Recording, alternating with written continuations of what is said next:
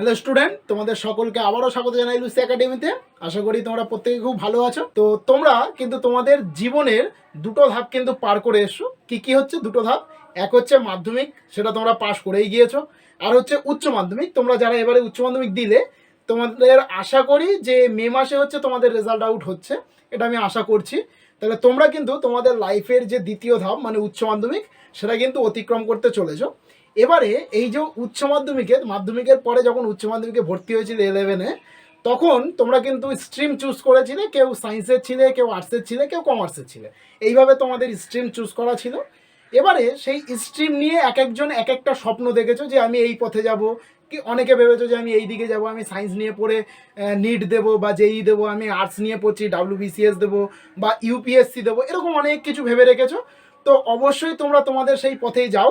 কিন্তু আজকের আমি তোমাদের সাথে মেনলি আলোচনা করব যারা একদম মিডিল ফ্যামিলির ছেলেপুলে হও, যারা মানে এর পরবর্তীতে হায়ার এডুকেশনের দিকে যেতে চায় না, তারা কিন্তু অনেকেই এই উচ্চ মাধ্যমিকের পর থেকে গভর্নমেন্টের জবের জন্য কিন্তু প্রিপারেশন নেওয়া শুরু করে এবং চাকরির পরীক্ষাগুলো দিতে থাকে। তো আমি আজকে তোমাদের সাথে সেরকমই গভর্নমেন্টের কিছু জব নিয়ে আলোচনা করব, যেগুলো উচ্চ মাধ্যমিকের পরে তুমি দিতে পারো। কেন্দ্র সরকারেরও হতে পারে, আবার রাজ্যেরও হতে পারে।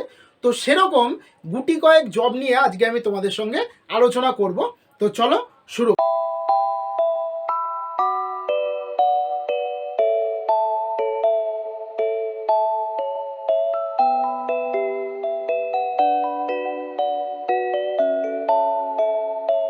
দেখো, প্রথমেই যে জবটার কথায় আসবো সেটা হচ্ছে 1 নম্বরে আমি রেখেছি, সেটা হচ্ছে SSC CHSL।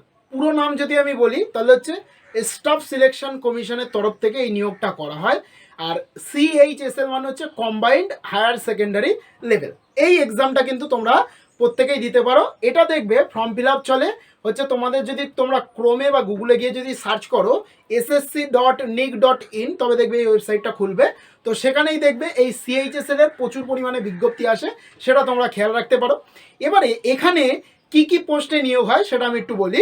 দেখো, প্রথমত হচ্ছে লোয়ার ডিভিশন ক্লার্ক, এই একটা নিয়োগ হয়। তারপরে হচ্ছে ডেটা এন্ট্রি অপারেটর, এই একটা নিয়োগ হয়। তারপরে তৃতীয় যে নিয়োগটা হয় এই SSC CHSL এর উপরে, সেটা হচ্ছে পোস্টাল অ্যাসোসিয়েট। আর তারপরে হচ্ছে কোর্টের যেসব ক্লার্ক হয় সেই ক্লার্কের উপরে নিয়োগটা কিন্তু হয় এই CHSL এক্সাম দিলে। তো CHSL যে এক্সামটা হয় সেই এক্সামটা তোমাদের মাধ্যমিক এবং উচ্চ মাধ্যমিকের যে সিলেবাস থাকে সেই সিলেবাস কম্বাইন করে কিন্তু এই এক্সামটা হয়। আর এখানে তোমার বয়স হতে হবে 18 থেকে 27 বছরের মধ্যে, এবং যারা SC বা OBC থাকে তারা অবশ্যই বয়সের কিন্তু ছাড় পেয়ে যায়। দেখো, এই যে CHSL এর কথাটা আমি বললাম, এই CHSL এ কীরকমভাবে নিয়োগটা হয় সেটা একটু মনে রাখবে। সেটা হচ্ছে প্রথমত প্রিলিমিনারি এক্সাম হয়। সেখানে কি হয়, কম্পিউটার বেস এক্সাম হয়, MCQ টাইপের কোশ্চেন থাকে। সেটা কম্পিউটার হতে পারে বা OMRCতেও এক্সাম হতে পারে। দ্বিতীয় যে পদ্ধতিটা সেটা হচ্ছে ডেসক্রিপটিভ টাইপ পেপার, মানে হচ্ছে বড় প্রশ্ন সেই নিয়ে একটা পেপার হয়, সেটা তোমাদেরকে পাস করতে হয়। এবং যদি এই দুটো পাস করে যাও, মানে MCQ এবং পরের যে এক্সামটা হচ্ছে মেইন, সেটা যদি পাস করে যাও, তারপরে তোমার দেখা হবে হচ্ছে টাইপিং টেস্ট, মানে কম্পিউটারে তুমি কত দ্রুত টাইপ করতে পারো এটা দেখা হবে। এবং সেটাতেও যদি তুমি পাস করে যাও, তারপরে তুমি এই CHSL এর আন্ডারে যে যে পোস্টগুলো রয়েছে সেই পোস্টে কিন্তু তুমি নিয়োগটা পাবে। বোঝা গেল? এটা হচ্ছে প্রথম যে আমি জবটা রেখেছিলাম সেটা। নেক্সট 2 নম্বরে যে জবটার কথা আমি বলবো সেটা হচ্ছে NDA। এই NDA যে জবটা, যে পরীক্ষাটা হয়, এই NDA পরীক্ষাটাকে কিন্তু অর্গানাইজ করে হচ্ছে UPSC। ঠিক আছে, UPSC নাম তোমরা প্রত্যেকেই জানো, আশা করি শুনেছো। তো UPSCর আন্ডারে কিন্তু এই NDA পরীক্ষাটা হয়। NDA মানে কি, ন্যাশনাল ডিফেন্স একাডেমি। এখানে কিন্তু তোমরা এক্সাম দিতে পারো। এক্সাম দিয়ে এখানের কিছু কিছু মানে পোস্ট রয়েছে, সেই পোস্টগুলো কিন্তু তোমরা পেতে পারো। তো দেখো, তোমরা ভালো করে দেখে নাও যে এখানে কি কি পোস্ট রয়েছে। প্রথম হচ্ছে ইন্ডিয়ান আর্মি। ইন্ডিয়ান আর্মিতে কিন্তু এখান থেকে নিয়োগ হয় এই NDA এর মাধ্যমে। নেক্সট হচ্ছে ইন্ডিয়ান নেভি। আর থার্ড হচ্ছে ইন্ডিয়ান এয়ারফোর্স। এবারে এখানে একটা জিনিস মাথায় রাখবে, এই যে ইন্ডিয়ান নেভি আর ইন্ডিয়ান এয়ারফোর্স, এই দুটো কিন্তু অবশ্যই তোমাকে সায়েন্স ব্যাকগ্রাউন্ডের হতে হবে। তুমি সায়েন্স ব্যাকগ্রাউন্ডের না হলে কিন্তু এই ইন্ডিয়ান নেভি বা ইন্ডিয়ান যে এয়ারফোর্স যেটা বললাম, এটা কিন্তু তোমরা পাবে না। তখন কিন্তু তোমাদের জন্য একটাই অপশন থাকবে, যদি এই NDA দিতে চাও তাহলে সেটা হচ্ছে কি ইন্ডিয়ান আর্মি। দেখো, এখানে মেনলি তোমাদের এক্সাম হবে। এবারে এক্সামে কীরকমভাবে হবে, এক্সামে থাকে হচ্ছে ম্যাথ থাকে, প্রথম হচ্ছে ম্যাথ। 2 নম্বরে হচ্ছে জেনারেল অ্যাবিলিটি থাকে। আর 3 নম্বর হচ্ছে কিছু টাইপিংয়ের উপরে কিছু থাকে, আর তারপরে হচ্ছে ইন্টারভিউর উপরে কিছু থাকে, ঠিক আছে। আর তার সাথে তো তোমাদের মেডিকেল টেস্ট রয়েছে, মাঠ রয়েছে, এরকম প্রচুর পরীক্ষা দিতে হয় এখানে এনডিএ এর উপরে। যখন এনডিএ এর ফর্ম বেরোবে তখন তোমরা এটা খেয়াল রাখবে এবং নোটিফিকেশনটা অন করে রাখবে। আমরা এনডিএ এর ফর্ম যদি কখনো বেরোয় আমরা অবশ্যই তোমাদেরকে আপডেট করে দেবো। নেক্সট যে 3 নম্বর যে জবটা আমি রেখেছি সেটাতে আমি চলে যাই। তো 3 নম্বর যে জবটা সেটা হচ্ছে এসএসসি স্টেনোগ্রাফার। এই একটা পোস্ট কিন্তু রয়েছে, খুব ভালো পোস্ট, যেটা উচ্চ মাধ্যমিকের পরে কিন্তু তুমি পেতে পারো।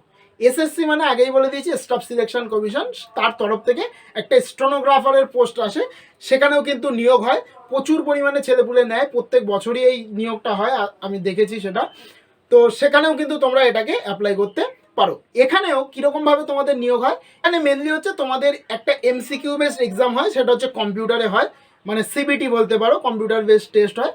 আর তারপরে হচ্ছে জাস্ট স্কিল টেস্ট হয়, যে তোমার কীরকম স্কিল রয়েছে, যে কাজের যে পোস্টের জন্য তুমি অ্যাপ্লাই করছো সেই পোস্টের উপরে তোমার দক্ষতা কতটা রয়েছে সেই একটা টেস্ট নেওয়া হয়, মানে বলতে পারো ছোটো করে একটা ইন্টারভিউ নিয়ে কিন্তু এখানে নিয়োগ দেওয়া হয়। এখানে সেম এজ ক্রাইটেরিয়াটা সেম, 18 থেকে 27 বছর হতে হবে। আর এসসি এসটি আর ওবিসি হলে অবশ্যই মিনিমাম যে গভর্নমেন্টের যে ছাড়টা থাকে 5 বছর, 3 বছর এবং 2 বছরের, সেই ছাড়টা কিন্তু প্রত্যেকেই পেয়ে যাবে, ঠিক আছে। দেখো 4 নম্বর যে পোস্টের কথাটা আমি বলবো সেটা হচ্ছে খুব পপুলার একটা পোস্ট, সেটা হচ্ছে কি রেল এনটিপিসি। মানে রেলের যে নিয়োগগুলো হয়, এনটিপিসি মানে হচ্ছে কি নন টেকনিক্যাল পপুলার ক্যাটাগরি, মানে নন টেকনিক্যালের যে পোস্টগুলো নিয়োগ হয় সেই পোস্ট কিন্তু হচ্ছে এই এনটিপিসির আন্ডারে আসে, ঠিক আছে। এখানে তুমি কি কি জন্য অ্যাপ্লাই করতে পারো, প্রথম হচ্ছে টিসি মানে টিকিট কালেক্টর যারা হয় সেই হিসেবে সেই পোস্টের জন্য তুমি অ্যাপ্লাই করতে পারো। তারপরে 2 নম্বর হচ্ছে অ্যাকাউন্ট ক্লার্ক টাইপিস্ট, তারপর হচ্ছে জুনিয়র ক্লার্ক টাইপিস্ট, এরকম প্রচুর পোস্ট রয়েছে এই রেল এনটিপিসির আন্ডারে পড়ে, সেগুলোর জন্য কিন্তু তুমি অ্যাপ্লাই করতে পারো। এখানে এক্সামটা কিভাবে হয় দেখো, এখানে দুটো এক্সাম হয়, একটা হচ্ছে প্রিলিমিনারি আর একটা হচ্ছে মেন্স। এই দুটো এক্সাম হয়। প্রথম প্রিলি যে এক্সামটা হয় সেখানে তোমাদের এমসিকিউ টাইপ কোশ্চেন থাকে। কী কীর উপরে কোশ্চেন থাকে, ম্যাথ, জেনারেল অ্যাবিলিটি, জিকে এবং জেনারেল সায়েন্স, এরকম সমস্ত কিছু মিলিয়ে একটা এমসিকিউ বেস কোশ্চেনের পরীক্ষা হয়। আর তারপরে যে এক্সামটা হয় সেটা হচ্ছে মেইন এক্সাম, সেটাতে কিছু ডেসক্রিপটিভ টাইপ প্রশ্ন থাকে, মানে বড় প্রশ্ন থাকে এবং কিছু রাইটিং ফাইটিং লিখতে দেয়। তারপরে তোমাদের মাঠ হয়, ফিটনেস চেক হয়, এরকমভাবে হয়ে কিন্তু তোমাদের এই রেল এনটিপিসি নিয়োগটা কিন্তু করা হয়। তো এই রিয়েল এনটিপিসির নিয়োগেও সেম এজ ক্রাইটেরিয়াটা সেম থাকে, 18 বছর থেকে শুরু হয় এবং ওদিকে 27-30 বছর পর্যন্ত চলতে থাকে। এবং তাছাড়াও যারা এসসি এসটি এবং ওবিসি হয় তারা অবশ্যই কিন্তু বয়সের যে ছাড় সেটা কিন্তু পেয়ে যায়। ক্লিয়ার? এবারে আমি নেক্সট যে 5 নম্বর যে পোস্টার নিয়ে আলোচনা করবো সেটাতে চলে। দেখো 5 নম্বর যে নিয়োগটা রয়েছে সেটা হচ্ছে এসসিআরএ, মানে রেলের যে স্পেশাল যে নিয়োগগুলো হয়, মানে গ্রুপ এর কথা যদি আমি বলি, রেলের যে গ্রুপ এ এবং বি এর যে নিয়োগগুলো হয় সেগুলো কিন্তু এই এসসিআর এর মধ্যে আসে। এখানেও কিন্তু তুমি এক্সাম দিতে পারো, অ্যাপ্লাই করতে পারো। এখানে অ্যাপ্লাই করার জন্য তোমাকে অনেক কিছু ক্রাইটেরিয়া মেনটেন করতে হয়, যেমন আইটিআই থাকতে হয়, এরকম মানে বিশেষ করে হচ্ছে টেকনিক্যাল দিকে তোমাকে অভিজ্ঞতা থাকতে হবে, তবেই কিন্তু এই পোস্টগুলোর জন্য তুমি নিয়োগ হতে, তবে তোমার কিন্তু আইটিআই অবশ্যই লাগবে, তবেই কিন্তু তুমি এই পোস্টগুলোর জন্য আবেদন করতে পারবে। দেখো এতক্ষণ যে নিয়োগের কথাগুলো আমি বললাম সেগুলো প্রত্যেকটা হচ্ছে কেন্দ্রের নিয়োগ। এবারে আমাদের রাজ্যের মানে ওয়েস্ট বেঙ্গলেরও কিছু নিয়োগ হয়, সেটা কি প্রথমত হচ্ছে পিএসসির আন্ডারে অনেক নিয়োগ হয়ে থাকে। যেমন কদিন আগেই তোমরা জানো যে ফুড এসআই বলে একটা এক্সাম হলো, সেটা হচ্ছে পিএসসির আন্ডারে হয়। তারপরে পিএসসির আন্ডারে যে ফায়ার ব্রিগেডে যারা কাজ করে সেই একটা নিয়োগ কিন্তু হয়, সেটাও কিন্তু পিএসসির আন্ডারে হয়। তারপরে পিএসসির যে ক্লার্ক মানে বিভিন্ন অফিসে বা বিভিন্ন দপ্তরে, সরকারি দপ্তরে যে ক্লার্কগুলো থাকে সেই ক্লার্কেরও কিন্তু একটা এক্সাম হয়, সেটাও কিন্তু পিএসসির আন্ডারে হয়। আর তারপরে দেখো এই যে ওয়েস্ট বেঙ্গল হেলথ বোর্ডের তরফ থেকেও কিছু নিয়োগ করা হয়। সেখানে কি কি তরফে নিয়োগ করা হয়, এক হচ্ছে লোয়ার ডিভিশন ক্লার্কে নিয়োগ করা হয়, তারপরে হচ্ছে ডাটা এন্ট্রি অপারেটর হিসেবে নিয়োগ করা হয়, তারপরে বিভিন্ন যে ড্রাইভার হয় মানে অ্যাম্বুলেন্সের যেসব ড্রাইভার হয় বা ডাক্তারদের যেসব ড্রাইভার থেকে সেই পোস্টেও কিন্তু এখান থেকে নিয়োগ করা হয়। তার জন্য তোমাকে অবশ্যই ড্রাইভিং শিখতে হবে আগে, যদি ওই ড্রাইভারের পোস্টের জন্য তুমি অ্যাপ্লাই করতে চাও। তারপরে দেখো তোমাদের এই পিএসসির আন্ডারে আরেকটা নিয়োগ হয়, সেটা হচ্ছে কি ওয়েস্ট বেঙ্গল পুলিশ। আর যারা মেয়েরা রয়েছে তাদের হচ্ছে ওয়েস্ট বেঙ্গল লেডি কনস্টেবলের নিয়োগ হয়। এগুলো কিন্তু প্রত্যেকটার জন্যই তোমরা কিন্তু অ্যাপ্লাই করতে পারো। তো আমি আজকে খুব গুটি কয়েক জব নিয়ে তোমাদের সাথে আলোচনা করলাম। তো দেখো আমি আজকে তোমাদের সাথে যে জবগুলো নিয়ে আলোচনা করলাম এগুলো হচ্ছে সব থেকে পপুলার জব, মানে এখানে হচ্ছে সব থেকে বেশি নিয়োগ হয় এবং ছেলেপুলেরা সব থেকে বেশি আগ্রহ থাকে এই জবগুলোর উপরে। কিন্তু শুধুমাত্র এই জব নয়, আরও কিন্তু প্রচুর জব রয়েছে যেগুলো গভর্নমেন্টের আন্ডারেই পাওয়া যায়। তো তোমাদের যদি জানার আগ্রহ থেকে থাকে এরকম আরও অনেক জবের সম্পর্কে, তবে অবশ্যই আমাদের কমেন্টে জানিও। তো আমরা অবশ্যই তোমাদের সব সময়ের জন্য সাহায্য করব। তো আশা করি আজকে ভিডিওটি তোমাদের ভালো লেগেছে। যদি ভালো লেগে থাকে তাহলে অবশ্যই বন্ধুদের সাথে শেয়ার করো এবং ভিডিওটিকে লাইক করো আর কমেন্টে জানিও যে ভিডিওটি কেমন লাগলো। তো চলো আজকে এই পর্যন্ত, দেখা হচ্ছে আবার পরে।